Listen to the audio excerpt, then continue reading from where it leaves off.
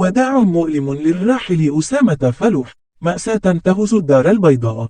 في لحظة من الحزن العميق والحسرة، ودعت مدينة الدار البيضاء اليوم أحد أبرز رياضيها ولاعب الوداد البيضاوي الراحل أسامة فلوح.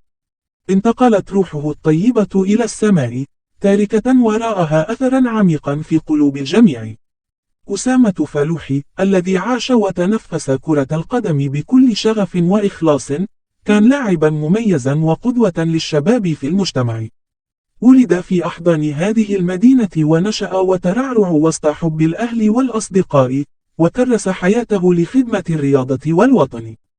لعب أسامة فلوح دورا بارزا في فريق الوداد البيضاوي، حيث سجل إنجازات عديدة وسط الأخضر والأحمر.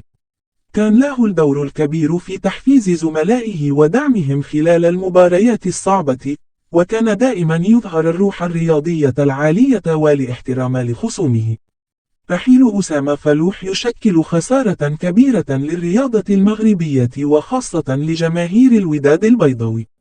إنها ليست مجرد فقدان لاعب بارع، بل هو فقدان لإنسان طيب القلب ومحب لمساعدة الآخرين.